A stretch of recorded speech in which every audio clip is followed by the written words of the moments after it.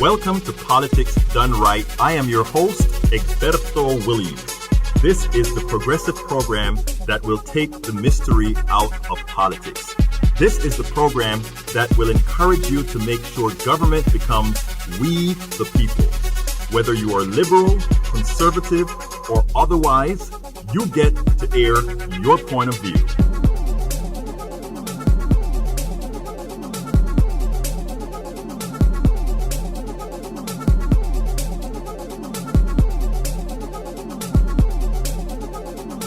Remember, you can also send me a tweet to EGBERTOWILLIES. That is, at Egberto Williams. Let us engage. It is politics done right. 1, 2, 3, 4. Well, folks, welcome to one more edition of Politics Done Right. I'm Egberto Williams, your host. Thank you so kindly for being a part of the show. We are going to have a great show for you today. Lupita, ¿cómo estás, mi amiga? Estoy bien, ¿y tú? Luchando con la vida, como siempre. We're going to have a great show, Lupita. We're going to have a great show today. You know, before I got here, I was kind of late to your first show. We were concerned. Yeah, it was because I had this great interview with this young lady who at 18 years old kind of got in trouble and was put away for 6 years and came back out and made something, started to really get engaged in the criminal justice system and the political system. I mean, I was enthralled. I was there taping and listening to what she had to say. It was great. You just lost track of time, huh? Lost track of time completely. But you know what, Lupita? We're going to have a great time, right? Of course we are, as always. As always, actually. So, folks, remember this is a call-in show, 713-526-5738. Again, that number is 713-526-5738. Because I was so late, I didn't get a chance to write a blog of the week, so I am going to be winging freestyling. But I have it's some good stories to talk about. So this is it's not stories. It's actually I had already had it in my head what I was talking about, so we're ready to go. Anyway, the title of the show today is called "Criminal Justice and Racial Justice Are Inseparable. These two stories tell much." And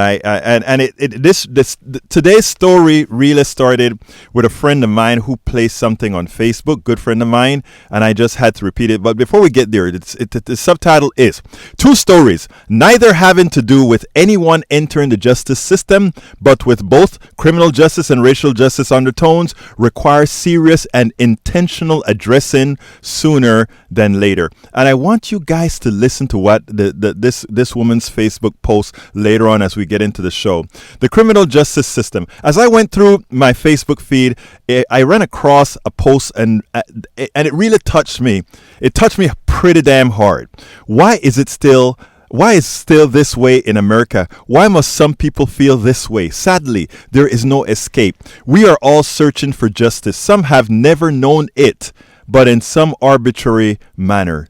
The only way they've known it is not just absolute justice, but in some arbitrary manner. But folks, before I get to the program, I want to remind all of our listeners that KPFT is a bastion of intelligent voices and programs. As a political activist myself, my favorites are Think Wing Radio with Mike Honig on Mondays at 3 p.m. And of course, we have El Señor Open Journal with Dwayne Bradley and crew on Mondays at 6 p.m. And this one is a special one.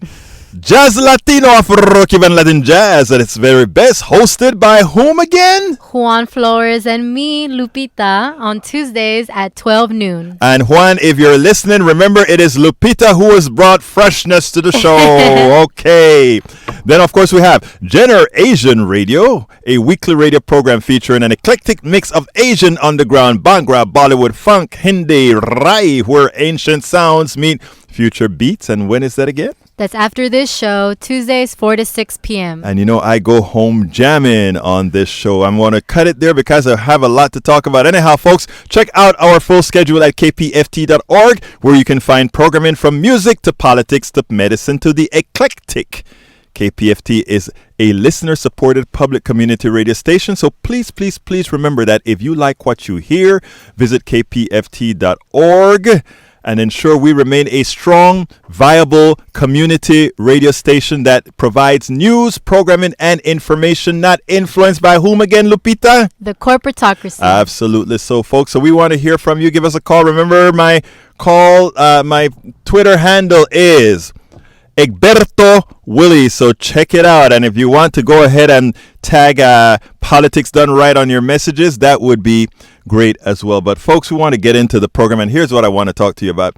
I got this message on Facebook, and what I want to do is I want to bring it up on my phone real quick, because there are times that you read something, right, and initially it didn't register, and then suddenly it registered. And this is a message, okay? It goes like this, and a friend of mine, she placed it on her Facebook page, and I want to read her message in its entirety because it's touching. She says, "This is what not having white privilege feels like. This is the reality of being a POC in America today. The storms tripped our alarm last night and scared the bejesus out of us. After this person and I cleared all the rooms, the closets, the cabinets in the house, we tried to cancel the alarm, but the deputy had already been dispatched. The first thing that came to mind was, oh no, we're Mexican. Before the officer arrived, my husband and I had our IDs in our hands to prove that we were actually the homeowners. The deputy was friendly, professional, and immediately put our minds at ease. She did a walk through the house and checked the garage as well. She even took a moment to admire my husband's white tall trophies. After she left and we sighed with relief, I wondered, do white people feel the need to prove they live in their own homes when an alarm is tripped? Do white people's hearts race in fear when they potentially interact with police in their homes? Will black and brown people ever stop feeling this way? Fortunately, we were safe. The deputy was wonderful. And all's well that ends well. Have a great Monday, peeps. Be safe out there." I mean, when I read that message, I mean, it hit me hard, because I'm going to tell you my little story right here at KPFT. But beforehand, I just want to give you the response that I sent to her, because as soon as I got that, I had to respond, and I told her, let me see if I can find my response to her. I should have had that queued up, but you know how it goes sometimes. You don't have all these things queued up. So while I'm looking for that message, let me tell you what happened to me. I was on my way here to KPFT, and I crossed an intersection, right? And, you know, I wasn't speeding. I wasn't doing anything. I just crossed the intersection, and I saw two lights behind me. By the way, here's a response that I gave it to her. I said, "Thank you for posting this. It is sad that we must still feel this and teach this to our kids. I remember having the talk with my daughter. And that talk, you know, we live in Kingwood. And that talk was when my daughter was running around with all her friends, most of whom at that time in Kingwood were white. We live in Kingwood. I remember telling her not to forget that when you know, kids do things, kids get out of hand, kids kind of do crazy things. Everybody's kids, or most people kids do. But I wanted her to know that there was a special treatment that she should be prepared for, different than those with whom she was with. The response that I got from after I posted that notice, right? She responds to me and she says, "Yes, Egberto, that talk is the worst, especially when they've grown up in the Kingwood bubble and think they are immune." I brought this on the radio today because in Trump's world, in the world that we're living today, this is all exacerbated. And you know, where things were getting better, there many times receding again. The story that I wanted to tell was me coming here to KPFT one night. At that time, I don't remember whose show. I was doing the engineering job for one of the shows here at night. And I crossed the intersection and I got stopped. And I wasn't speeding. I wasn't doing anything. So the police officer came, I pulled into a parking lot in a little area. And the police officer said, not Egberto, you just said, do you know why you're being stopped? And both of my hands are on the steering wheel and absolutely still. I make sure that my hands are right there. And the guy said, you know why I stopped you? I said, no, I don't. He said, well, you crossed you changed lanes within the intersection. I'll be honest, I don't remember changing lanes within the intersection, but let's go under that assumption. I actually think I got stopped because of who I am. But I got stopped. And I was very respectful. I said, okay, officer. Then he said, driver's license and proof of insurance. I said, sir, may I take my right hands off of the wheel and go into my back pocket and get my wallet where my driver's license reside? You could see a smirk on his face, but he said yes. And I said, while I'm doing it, I said, my hands are up in the air. I'm moving it down to my side. I'm about to get my wallet. And I'm doing that while my other hand is clutched on the thing. I slowly pull up the wallet, showed him the wallet. I'm going to take my other hand off the wheel and take it out and give him the thing. All the while, let me first say, this officer as well was very, very nice and respectful. I still think I got stopped for driving DWB. But this officer was very nice. So we kept on talking, and he said, you know what, he came back to the car and he said, you know what, I'm not going to give you a ticket for that lane change. I don't, just please be careful when you're in the lanes or whatever. Something to that effect, he told me, right? And then I told him, thank you very much. I didn't get a ticket. I didn't get a write-up or anything like that. And after that, I drove off. And then I turned back around and I said, officer, my hand's out in the air. I said, I need to, could we talk a second? And then we talk, and I said, I need to take a picture with you. I'm a blogger as well, as you guys all know. And I took a picture with the officer, and I went home after I did the program here at KPFT. I went home, and I wrote a very long, detailed blog about what occurred. And I actually commended the officer as well for how respectful he was with me. I've been stopped by officers that treated me like crap. This guy was very nice, and I wrote that up. And it's interesting because that thing went viral, and it got back to the guy's commanding officer, and he got a citizen commendation from the job and all that kind of stuff. So in other words, his good deed he got a commendation for the good deed because of somebody who read the blog about it. The reason I'm telling that story is that same thing my friend went on. If you are a person of color, if you are a Latino, if you are a visible Latino, because I hate to use the word Latino, right? Because you have white Latinos that are blue-eyed blonde. So we shouldn't be just saying Latino. We should be talking color, right? But so if you're an ethnic-looking Latino or a black person or whatever, there are still so many concerns that we have to think about.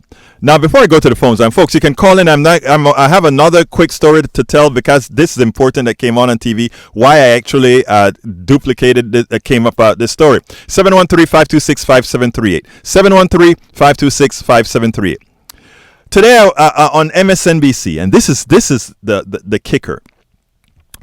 There is this young man from the school in Florida who was admitted. His name is Kyle Kashuv.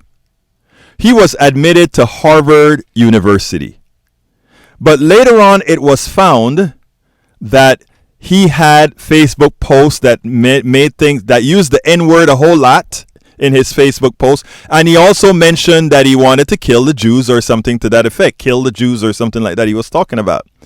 So Harvard rescinded his scholarship. I mean, it rescinded his acceptance into Harvard. Did you hear that story, Lupita? Yeah, I heard it. It's actually was all over my Twitter feed yesterday. Right. And, you know, people like, you know, my peers were also acknowledging it and commenting about it. I tell you what, before I go into what I think about it, I want to hear what you think about it and what you thought your peers thought about it. I mean, a lot of the comments were the same. At 16, you should know better. Right. 16 years old, like that's, a lot of people were saying he was just a kid. He didn't know, you know, it was a mistake. I mean, yes, it's a mistake, but at 16 years old, I think you are, you know, your brain is developed enough to know that you don't say that. It's not only how do you even think that, Lupita? What do you mean? How do you even think that? How do you, not you? I'm talking like- about how does he think that?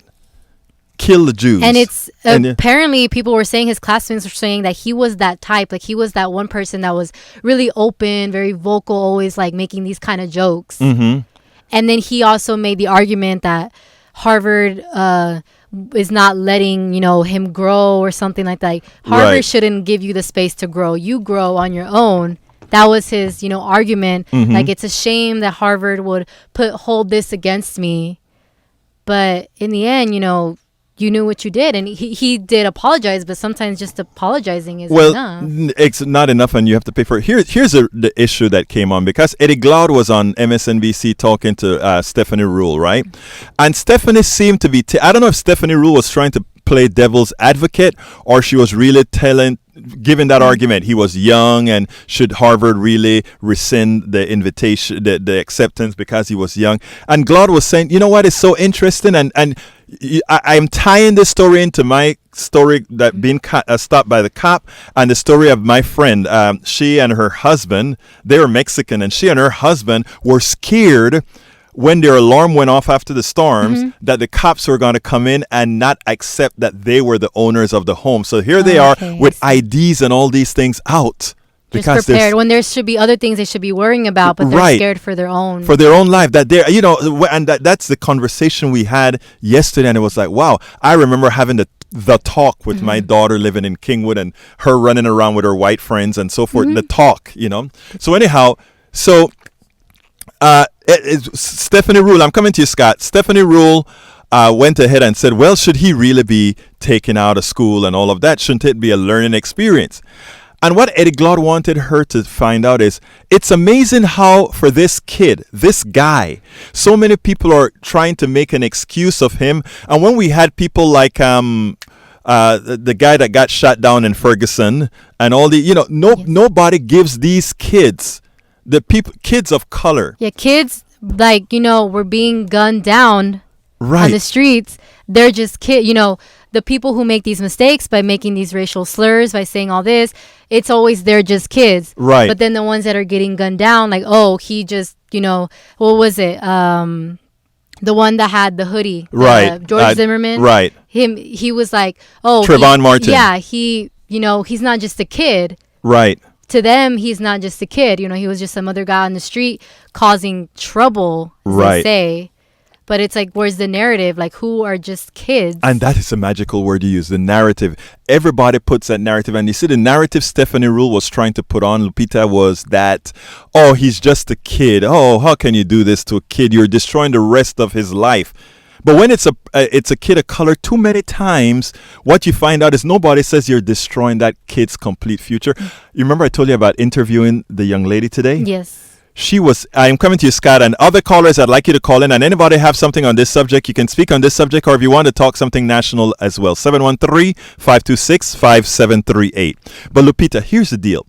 At 8, let me tell you what she did. I have the full video. It's probably 40 minutes, bit more of this interview. She did 6 years in jail. This is what she did. She had just broken up with a boyfriend. She went with the crowd. This guy said, hey, let's just go hassle some people. This guy had a gun. And she was driving, and he said, "Stop here! I'm going to go jack that car." Very bad. That's terrible. And you know, each time they tried it 4 times in a day. Wow. Each time the person looked at them, drove off. Okay, you know, and the guy ran back into the car and said, "Okay, let's go." You know, so she was 18, and she said she think he was younger than 18. Wow. Okay. Now, she got the full term, 6 years for aggravated, whatever that is called, okay? Assault. Yeah. And I think it was aggravated theft or something like that. It was because assault hadn't occurred or anything. And she was just driving the car. She got 6 years and fulfilled her entire 6 years in jail. Went into prison at 19, got out at 25 or 26, something to that effect. All right. Nobody sat down and say, wow, she has never been in trouble. She doesn't know any better. She doesn't know. None of that was never a consideration. It was just she's a criminal. She's a criminal. That's what she's not. She will never say what she did wasn't a bad thing. Of course. The thing about it is, what happens. What happens at 18 can be the rest of your life. Can determine. And she is going through the issues of. She says, Egberto, whenever I have to fill out an application, there it goes. Have you ever been convicted of a crime? I have been convicted of a crime. And it makes it difficult. Now she's about to finish her bachelor's in marketing. Oh wow! She got out. She got out of prison with an associate degree, and her first job was a janitor. And because she had a record, interestingly, while she was making $6 an hour, all the other janitors were making $13 an hour. Wow. I mean, if you hear some story, and then you wonder a lot of times, we're talking about rehabilitating people. How do you rehabilitate somebody when you constantly say you're never forgiven, you're always going to wear that scarlet letter? Mm-hmm. How do you do that? Let me take a call. Scott, come on in. And folks, I'm going to start taking calls. 713-526-5738. 713-526-5738. Come on in, Scott. Suppose Roe versus Wade is reversed. Yes, sir. Yes, that no doubt would represent a big expansion of the criminal justice industry. And as you have cited, there are already problems. Yes, you know what is interesting, and folks, Scott is the only one on right now. I know I went on with a long rant, so give me a call. You don't have to talk about the subject that I had at hand. We can talk about anything national. 713-526-5738. This is your show today. You can ask whatever questions you want to, etc. Scott, I'm going to answer you, but there's a call out that I need to make before I answer that, folks. We are taking applications now for running for the local station board. If you are a listener, this includes you as well, Scott, and you ever considered being on, want to have an impact on a community radio station, consider running for the board. That's not supported by the corporatocracy. That's not supported by the corporate. I love that, Lupita. That's not supported by the corporatocracy. So whether you're on staff here, or you are a listener, please be a part of community radio, a part of what's making a change. Now, to you, Brother Scott, it goes as follows. Interestingly, there is I don't remember the name of the book that came out. And the book said the following, that they correlated the abortion expansion with a reduction in crime. Okay? That's a dangerous thing to talk about. So I want to hear what's your thought on that first before I say any more. Okay. Well, I prefer to. Phone's ringing. I see the merits, the particulars about abortion under discussion a lot, but not the matter of expanding the criminal justice industry. Mm-hmm. I want to treat it. I want to lump it together with a lot of other issues, mm-hmm. like marijuana, war on drugs, uh-huh. Certain sex laws, mm-hmm. Downsize the criminal justice industry to mm-hmm. The bare necessities. I'm with you. I'm with you, Scott. I'm with you. Yeah. And as for abortion as a way of population control, I guess it is, but I'm not enthusiastic about it. Actually, I don't think I have a personal stake in abortion because I'm gay and not going to get a pregnant boyfriend. And, I'm at an age where the women I know are past that age. Yeah. Scott, You brought laughter to my face the way you said that. Hold on a second. 713-526-5738. 713-526-5738. After Scott, all lines are open. You know I can go on and talk forever, but I'd love to hear anything anybody has to say. And I want to remind folks, please don't wait till the end when I have to rush all of you off of the phone. So if you have something to state, if you're waiting for Politics Done Right because you wanted to talk about a particular subject, go ahead and give us a call now at 713-526-5738. I also know anytime we touch on, hold on a second, Scott, because I want to tell our audience this. There are times that we touch on criminal justice or racial issues or whatever. And anytime we do that, there are times that the phone would get a bit silent on that issue depending on the direction that it takes. I want to tell people that we are only going to solve these kinds of problems when people engage and not and are never fearful of what others are going to think if they have a different opinion or if their opinion doesn't jive or whatever. I like on Politics Done Right to have full engagement on the issue from all sides so that we can massage them, put some to bed, maybe revive some or otherwise. So 713-526-5738. Again, that number is 713-526-5738. Don't be scared to call and talk about this issue or any other issue that you may want to talk about. Okay, Scott, as far as the book that I wanted to talk to you about when it come to abortion, and I don't know how much I believe the correlation is necessarily abortion based, but it can be said that if unwanted kids are not born, and I mean this sounds kind of macabre the way I'm saying it, but if unborn kids are not there, right? Then you can say, given that it's a kid that would otherwise not be nurtured, that may be a part of the what we're talking about there. Okay? Okay. Well, I think I'm finished. Thank you so kindly, Scott, for calling, and you have a wonderful day. Thank you for listening, and thank you for your constancy. You have a wonderful day now. Okay, line 2, who says no name? Talk to me. Am I on line 2? Yeah, you're on line 2. My name is Paula. How you doing, Paula? I'm calling in reference to the question you had about abortion, the ability for people to get abortion lowered the crime rate. Uh-huh. Well, I took a class that was given by the DEA, and at the time, I was a chemical dependency counselor. Mm-hmm. And the name of that program is Cradle to Jail. Cradle to Jail. Wow.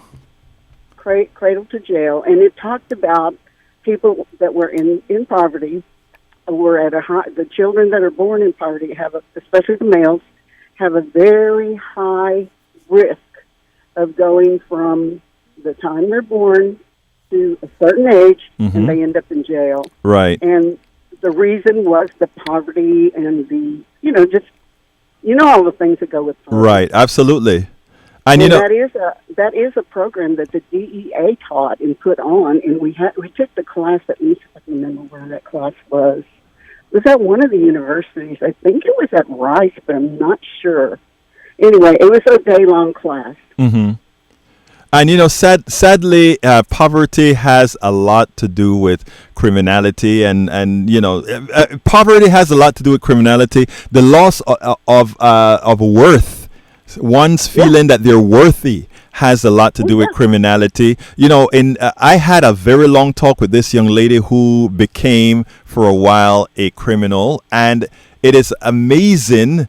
If the thing about it is, you listen to what people don't say, Paula, and it's amazing how much you can learn. Yeah, yeah. Anything else? I already knew a lot about that because I grew up in poverty. Uh-huh. And in addition to, a big piece of that is the neglect. Right. People who are in poverty, a lot of times there's only one parent, and sometimes there's two. Right. But depending on how many children they have, both of them have to work, mm-hmm. or the one parent, a lot of times she works 2 jobs. Right. In addition to that, she's got, if they have several kids, she's got the oldest child taking care of the children. Mm-hmm. And the oldest child himself is a child. And, he can't be expected, she cannot be expected to have the patience, empathy, and... Or maturity. Huh? Or maturity. Yeah, maturity and skills. Right. To raise children. Yet that's what's happening. They're raising children. Well, it's. I know adults who have a hard time teaching or role modeling good self-esteem to children. Can you just imagine what it's like for children doing that? Absolutely. And I can give you a couple of examples. One of them is my son was in Little League, and we had a little boy that lived just a few just not even a mile down the street, and we would be going to his games and practices, and we'd see this little boy's name was Tony. We'd see him walking. So I started picking him up, and I started giving him rides to and from the game. Most of the time, he couldn't go anywhere because he was the one who was babysitting all his younger siblings. Right. Not just his siblings, but his nieces and nephews. It was terrible. Right. Anyway, by the time that child was like 17, he and some other boys, and I don't know how long you've been in Houston or how old you are, but back in, probably the 70s, there was an incident at the, what's the name of that place where Lakewood has their church now? Yeah, I know where you mean. I know exactly where you mean. Yeah, the basketball place. Right, the summit. There was an incident there where they tried to, they took a woman's church purse, and her escort chased them down, and they killed him. Wow. So this child never got a life. He went to prison. Right. And the times that he was in my car and that I was around him, he wasn't a bad kid. Right. But he didn't have anybody at home to tell him what to do, what not to do. Or if he did, I don't know. Too many times. Yeah. Paula, too many times. Look, Paula, thank you so kind. Is there anything else you want to add before we go to the other caller? No, I just want you to check it out, that program I talked about. I will do that for sure. And thank you so kindly for calling, and keep listening, and tell folks about KPFT, okay? I will. Thank you. Have a wonderful day now. Okay, let's go to Tori. Folks, we have more lines open. 713-526-5738. 713-526-5738. And don't forget, if you're a listener out there, you like the programming here at KPFT, or you would like to be a part of how the programming should, how to help the station, give us, come on in, give us a call, and be a part of the board. Okay, Tori, come on in. Hey, Egberto, I really think you ought to be on one of the nationalized shows, like Broadcast and wow. Uprising with Solani, called Hot Car. And anyway, I was listening to Solani this morning, and there's some professor on there, and they're talking about racism, and how the professor was really embarrassed when she mixed up two names of two students that were the same color, and how this is somehow racism. Right. And I'm thinking, man, and the professor was wrote a book. She's some kind of psychologist, and it's about racism, right? And now she's okay. So I'm talking about language now. We use this one word, racism, for everything from oh, excuse me, whoops, I made a mistake, or a dirty look, to Auschwitz. Right. Everything in between is racism. Right. So our language fails us. Right. I'd like to talk to Chomsky someday about this and see what he has to think. But anyway, it brings me back to this one professor. I'm a history guy over at U of H, Guadalupe San Miguel. Great professor over at U of H. Took a Tejano history course for him. And I noticed, over the course of this, semester, which is all about bad treatment of people of color. It's one of the main themes in the course. And he didn't use the word racism. He used the word dissimilar treatment. And it's okay, wow, that's pretty good. That's very specific. It's more objective, and it describes a behavior instead of what might be going on in somebody's head. Right. Which is really kind of iffy. And I just think we need to expand our language and use new words and more words to describe. Eskimos or Inuit have 40 words for snow. We've got one word for racism. All of these different behaviors, from extreme violence and hate to just. And you know what, Tori, it's not only that we only have they talk about one word for racism. It's in a lot of times is worse than that, right? I have all kinds of classifications how I work with people. I don't make people's racial hang-ups prevent me from moving forward in even dealing with them, right? And so I can relate to what you're saying about how do we communicate so that it's not just one word covering a plethora of different types of behaviors that go from the mundane to the very, very serious. You know, if you go into the black intelligentsia, what you hear is that the reason some people cannot be racist is that they don't have the power, and racism demands that you have power. There's a whole lot of in the intellectual world, there's a whole lot of things that they use to define the word racism. Look, I understand all of that. I go. They don't even use it at the actual, really high levels of academia. They, science.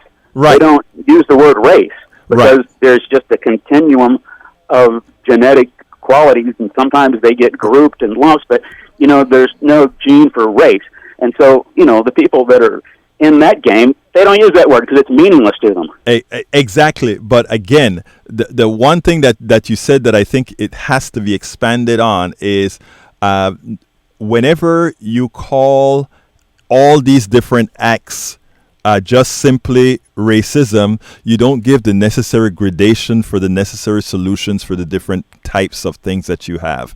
And that is a concept that I think many people are resistant to, because they think I think the reason many people would be resistant to that is they think they are going to take away some of the urgency to solve every level, and I think that is one of the reasons they wouldn't want to do that, Tori. And people do use the word disingenuously, because to make somebody who's at level 1 out to be level 5, and just lump them in with level 5. And it's like, wait, it's just, let's be, anybody who wants to be, I think anybody who wants to be honest, Tori, anybody who wants to be honest on these issues knows that that there's a Trump, and then there are other folks. I mean, it all goes around. But anyhow, thank you for calling, my brother.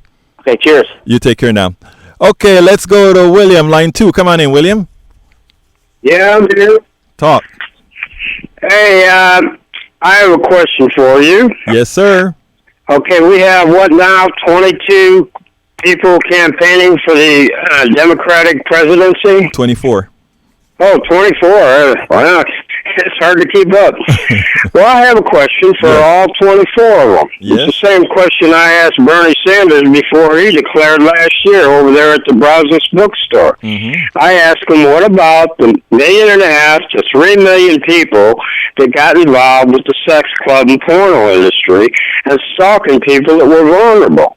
That's, the media has avoided talking about, Hollywood has avoided talking about, the newspapers have avoided it. I've been in touch with all these people. Oh. I know all my Congress people, and the people that are actually the people that are in Congress, they've said, yeah, call my office, we'll help you out. And then they take off running like their pants are on fire. Oh, they're busy.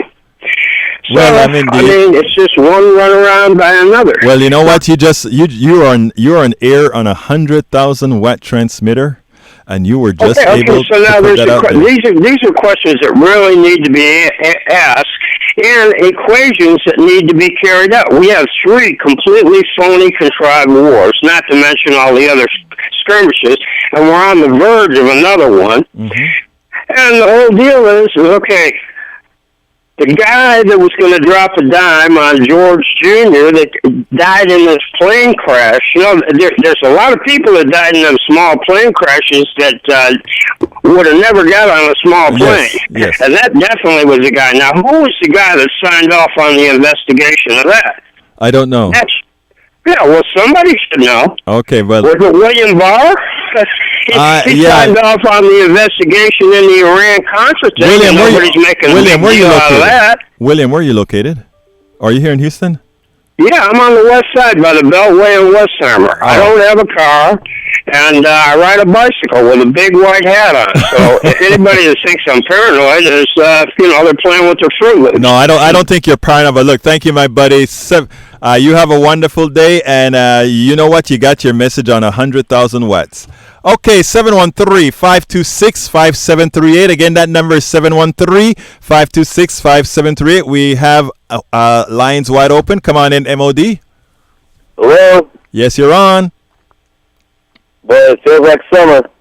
It is summer. Okay, cool. Well, what do you think? No. Actually, summer starts on Friday, I believe. Yeah, I think it's coming up. Yeah. I don't know. How about this? Let's, how about media outlets?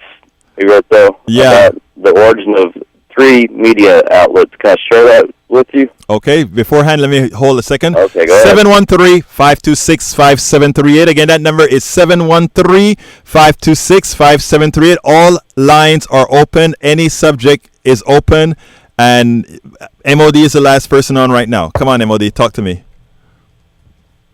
Hey, how you doing, Berto? I am doing fine. Now talk to me about these stations, these 3 three media stations. Well, I would say media outlets. I'm trying to, quantify how we get values and ideas. And I went back to a paper from Cass Sunstein in February 2007 when he was Office of Information and Regulatory Affairs for President Obama. Okay, tell me what it says. Well, he basically states that the creation, the origin of WikiLeaks was initially funded by dissidents in China and other nations to post secret government documents to protect them from censorship and coded software. Okay. Later, he talks about the purpose of nudging and infiltrating these outlets. So he basically says indirectly there in the post and a couple other articles that he created WikiLeaks to basically to control narratives, discussion, values, wants, and needs, to infiltrate, social media. And so this is one of his brainchildren, WikiLeaks, and I won't spend time on other than he wrote a paper, called Conspiracy Theories in January 2008 for Harvard School Law working paper. He basically explains how, you create media outlets, Roberto, to control a narrative. That's true. Actually, that is true. Yeah, and that's our former president's Office of Information and Regulatory Affairs, Cass Sunstein. So I'm going to point that over to this thing called WikiLeaks, and I'm reading, basically the president of Harvard University, his name is Larry Summers. Mm-hmm. You know who he is? Of course, he was President Obama's not budget director, but financial advisor. Yeah. Treasurer and your financial folks. Yeah. So I'm reading how he basically took this guy named Mark Greensberg, which is, we call him Zuckerberg, I think, and took this code from IBM and DARPA. I'm not going to go into details on... Tell me real quickly, because I got to go to the other call. So go ahead. Yeah, I got to go to the other call, so speed up that stuff for me. No, speed up for me.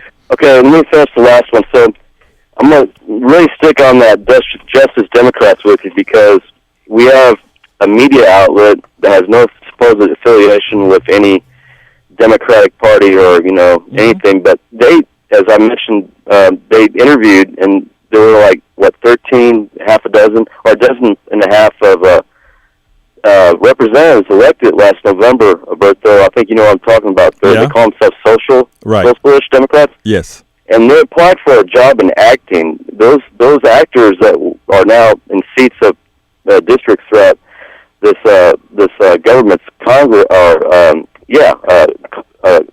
Congress government, one I think you know what I'm going to get to, but the point I want to try to make, Bertha, is you have actors that are applying for jobs that become seats in our government, seats of government that aren't really any affiliation with any political party. Okay. And one thing I want to say, what's interesting is there's no one in our Congress, Bertha, that would touch this sustainable development except for one person that only knows how to speak what's called Green New Deal. Right. And so these narratives, I wanted to ask, do you think they're organic, or do you think nothing these is, are just facts no, I share with you. What do you think they're not of organic at all.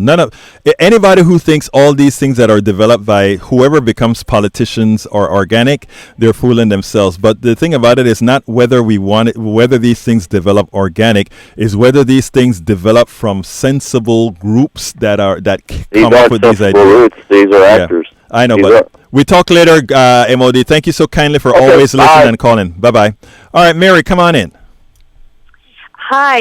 That was an interesting call just a moment ago, talking about the Republican talking about a majority. But really, when you think about the media that's out there and perpetrating comparison lifestyles, it's all distraction from core goals and core rights, constitutional rights.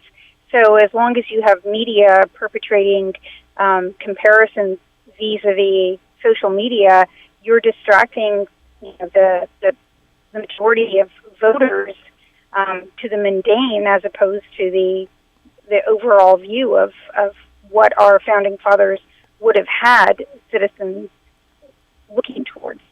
Well, I mean, I don't disagree with you. I think the media is, our mainstream media is terrible. If you listen to my shows and read my blogs, what I'm constantly trying to do is get people like you and others to support places like KPFT and others, that we can get independent media that have substantive discussions on issues, instead of worrying about whether President Trump was mad at his officer for coughing during an interview, and that is the story yesterday. Mary, was a cough. Okay, right. That was a story yesterday, a cough. And you think about all the things that are happening. Most Americans don't understand the healthcare system and why Medicare for all is, and I don't know where you stand, but I'll say this as an absolute. Medicare for all, in the form of a single payer system where every American is covered, and that a private sector insurance company doesn't skim any money off of, is the most efficient, bar none, way to solve part of our healthcare problem. But we don't teach any of that, or our reporters on our mainstream media don't go into all of that to really let people know what's going on. So, I mean, well, beyond the reporters, or even below the reporters, is what type of education are you providing to the masses? Yes. If you continue to, quote unquote, teach towards the test, which is an arbitrary measure of success in education, you are not giving our citizenry a liberal arts education, which is teaching towards the ability to think. Right. And you're limiting the capability of the people to vote with any knowledge for their leaders, which is the core of a representative democracy. Mary, how could I possibly disagree with anything you just said there? You can't. I can't, right? I could not possibly disagree with anything. Anything else you want to add before we go, Mary? No, thank you so much. Thank you so kindly. You have a wonderful day, and keep listening and tell people about the station, okay? I do fundamentally as a practice in free speech. Thank you so kindly. You have a wonderful day, Mary. Yes, bye-bye. Bye-bye. Okay, come on in, John. Before John, it's 713-526-5738. We have lines open, 713-526-5738. Let me hear what you're thinking. Talk to me, John. Hey, how are you? I am fine, my friend. I've always been asking everybody, do we really need an election? Explain. Okay, here it is. Every election season, we seem to be going and talking about the same things that won't happen. The real power in our democracy lies with the Congress. And we have people being elected who have literally carved out their constituencies such that they don't even care about the populations anymore. They know that if they can redistrict, if they can gerrymander in a certain way and get elected, they don't have to move anywhere in Congress. So we can vote and say whatever we want. and we constantly will have a population that is completely upside down on how they vote because the clever politicians have gerrymandered all their way in, and they know exactly what they have to win. To do. And John? their policies will always be like, for example, who is this guy who said, "I wish the president failed"? That was McConnell. That was a wake-up sign to the Democrats. Right. This guy, when you say such a thing, that tells you that he doesn't think that you are an American like him. Right. If you tell me, if your wife says, "I hope you get fired from your job," what is she telling you? Or if you tell your wife, "I hope you get fired from your job," you don't. That means you don't care about her. Right. Now, let me come in here, John, and say this, okay? First of all, I want to say that you are right about the way things work right now, okay?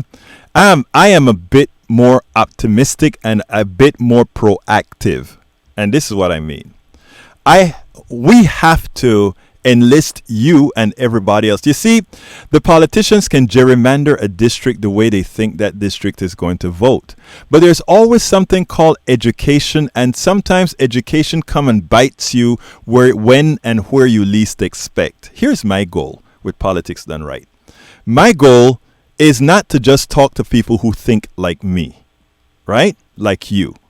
My goal is I am in a very red district. My goal is to talk to those people in the district. My goal is to lead by example. My goal is to talk to them and let them see that things can be different.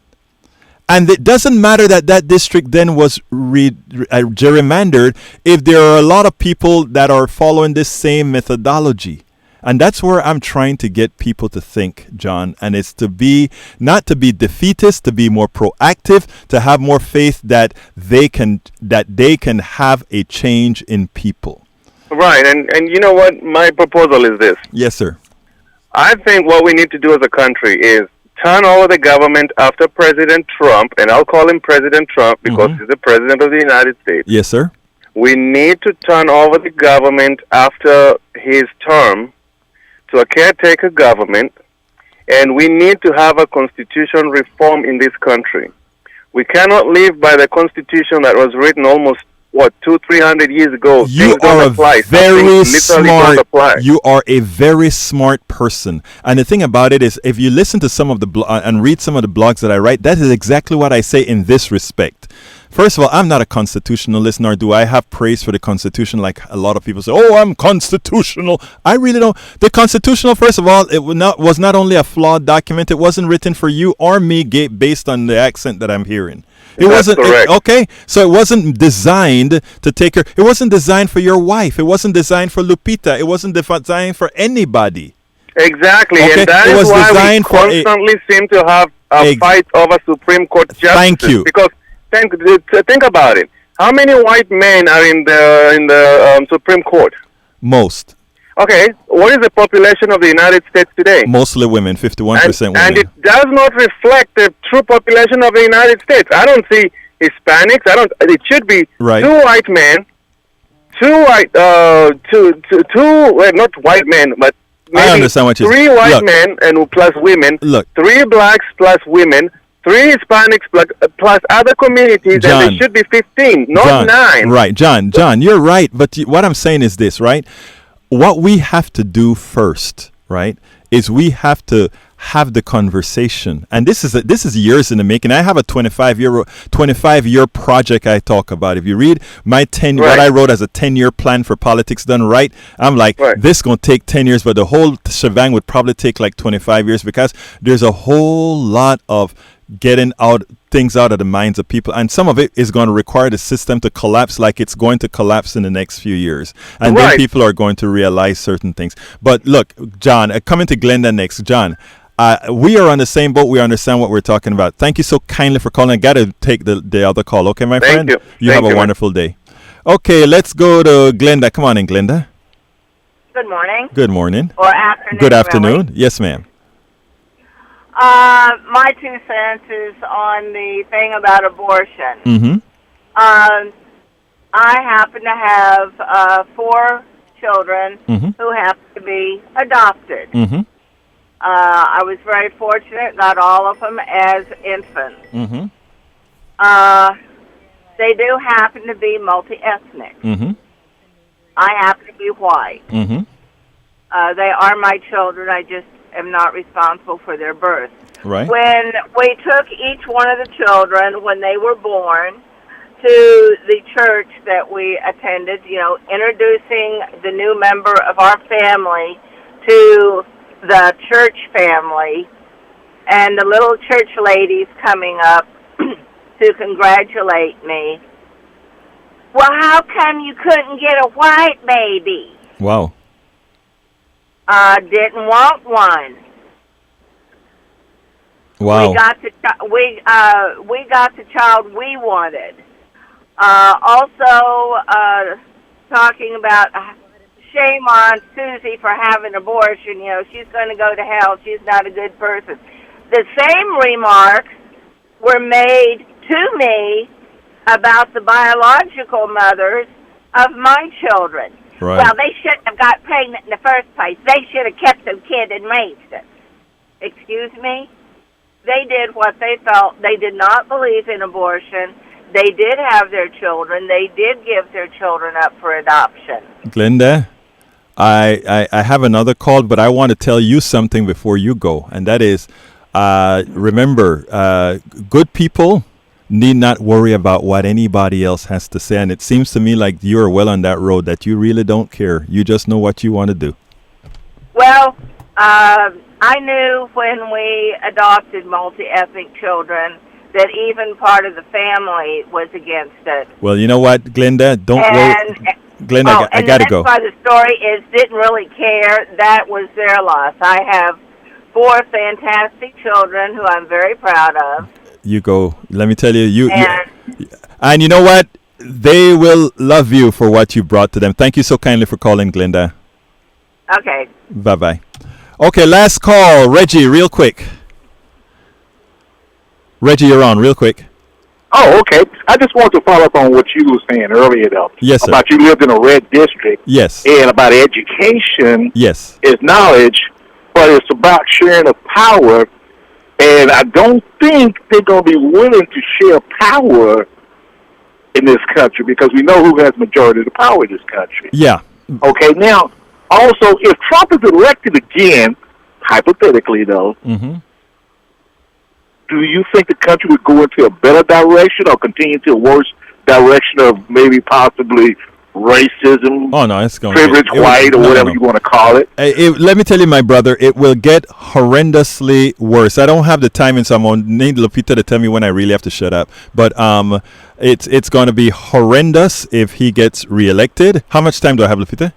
About 20 seconds. Okay, it's going to be horrendous if he gets reelected, Reggie. So the fact of the matter is, while I can't talk to you any longer right now, please let's continue this discussion next week. My name is Egberto Willies. This is Politics Done Right. And guess what? I am out. Looking forward to the phone call next week. Thank you, sir. Welcome to Politics Done Right. I am your host, Egberto Willies. This is the progressive program that will take the mystery out of politics. This is the program that will encourage you to make sure government becomes we the people. Whether you are liberal, conservative, or otherwise, you get to air your point of view.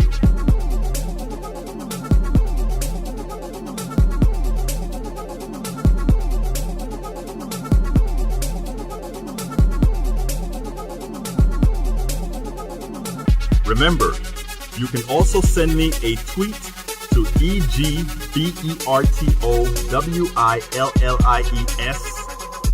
That is, at Egberto Willies. Let us engage.